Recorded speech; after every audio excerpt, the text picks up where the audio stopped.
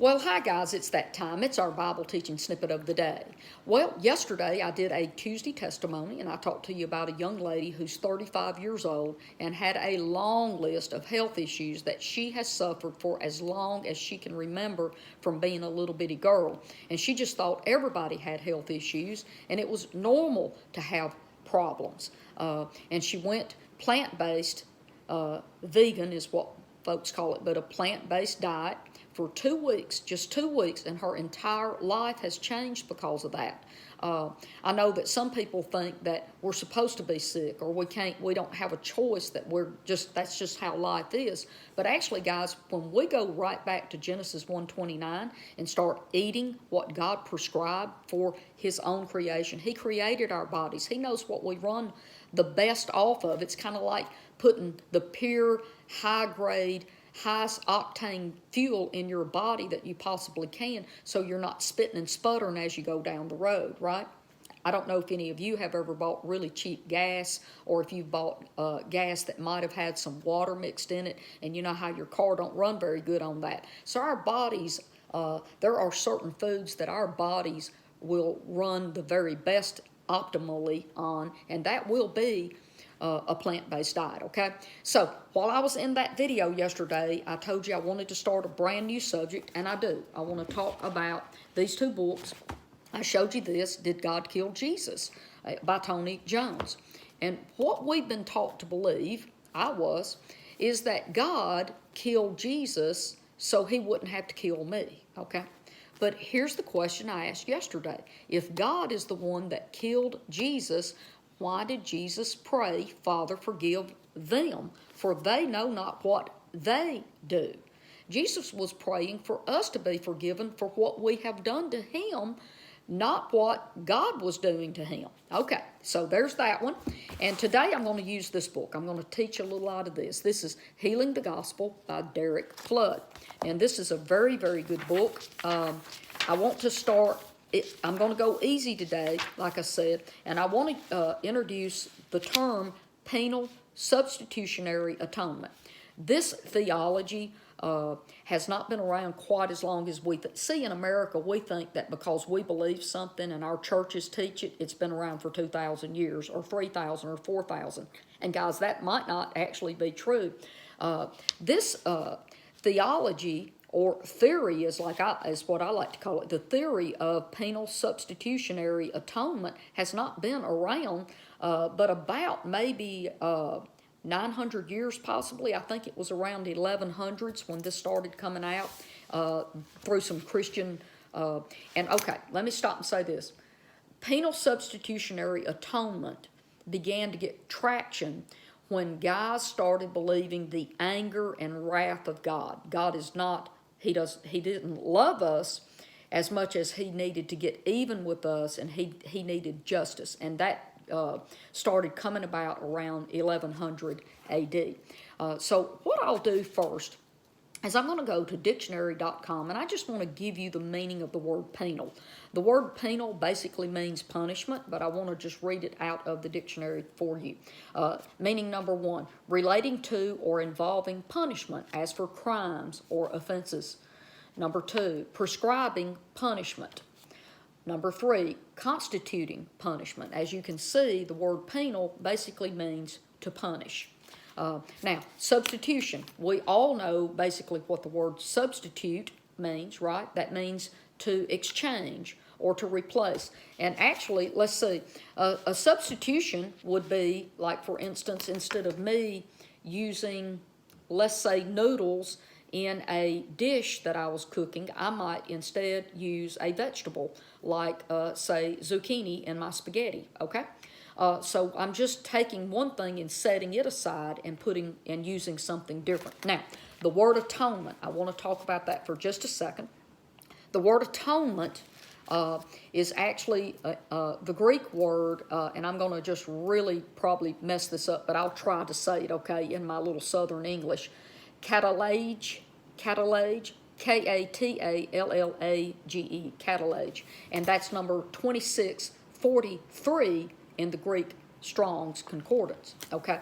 And it basically means, number 1, to exchange, and number 2, adjusting of a difference, and this is what it's used for mostly in our Bibles. Reconciliation, restoration to favor. Okay.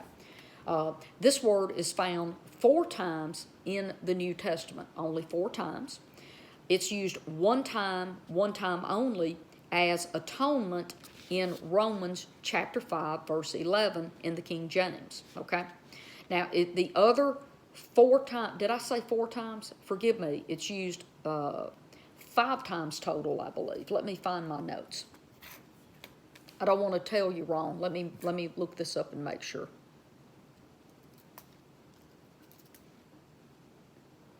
No, it is 4 times. 4 times total it's used, and 1 time as the word atonement, okay?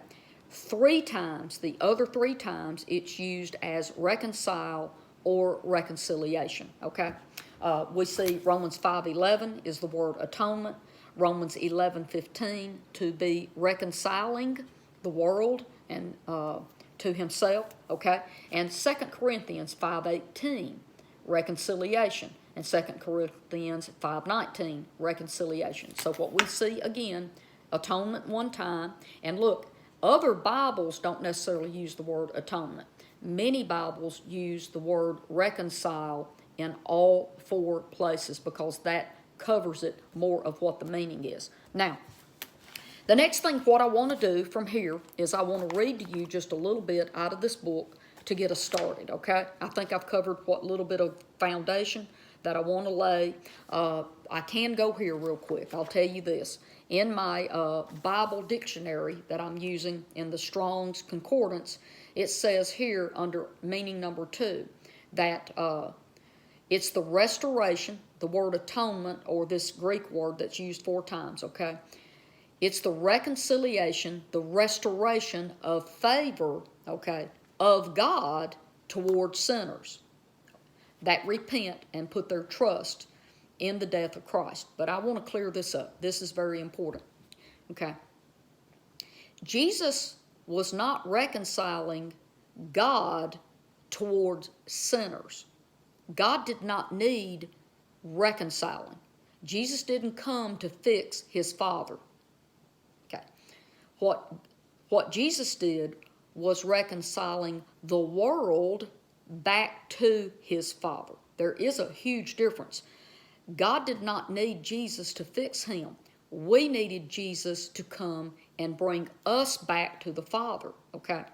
And Jesus said, if I be lifted up, I will draw all men unto myself. He did not say, when I get lifted up on the cross, I'm going to draw my Father back to mankind. Jesus was not drawing the Father.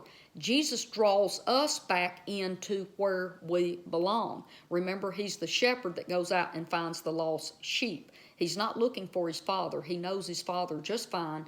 We're the ones with the problem. We don't know the Father. And Jesus came to show us who the Father is. Okay, so I used up a couple of minutes longer than I had planned, okay, to talk about that. So from here, what I want to do, okay, is I just want to start right here in the front of the book where it's a foreword to the book. Now, this is not Derek Flood writing this. This is Brian D. McLaurin, and he's writing a foreword for Derek. And here, I just want to read this to you, because this is me. When I read this, I'm like, yeah, that pretty much covers it. Here we go. For me, growing up evangelical meant growing up believing that the gospel was the theory of penal substitutionary atonement, trusting Christ, accepting Christ, getting saved, being born again, all meant covertly or overtly accepting the doctrine of penal substitutionary atonement, namely that God's justice requires that we all be sent to hell forever, but that God punished his perfect Son Jesus in our place, which means we can go to heaven. Well, you know what? I'm going to stop right there. I've got some more that I want to read out of this board, but I'm going to stop right here because I want to give you an example of what he's talking about. I think this is a perfect time for me to talk about this. When my friend came to see me and stayed for 10 days or so, she and I were talking about some of the crazy stuff that Christianity believes, especially here in America, okay? This penal substitutionary atonement theory I call it a theory, was not an original part of Christianity. It started being believed around the year 1100 AD. So when we think that because we believe something, that it's taught in our American churches, that it's always been believed since Jesus, for 2,000 years, or maybe it even goes back even further to 4,000 years ago. And guys, we could be wrong about a few things. And until we're willing to believe that we might have been taught something wrong and we're open to learning new things, we're stuck in the mud in our relationship with God and how we see Him. And my desire for everyone is for them to grow in their understanding of God the Father, okay? So I want to give you an example that I used with my friend when she was visiting. I said, the penal substitutionary atonement theory that we believe is actually the gospel. We believe that's the foundation of the gospel, that Jesus came to rescue us from an angry, wrathful God, and that God the Father killed Jesus so He wouldn't have to punish us, kill us, and throw us in a lake of fire and burn us forever. So I'm going to give you a scenario, okay? Let's start with, there's a parent. We'll just call it a mother. It can be a mother or a father, either one, okay?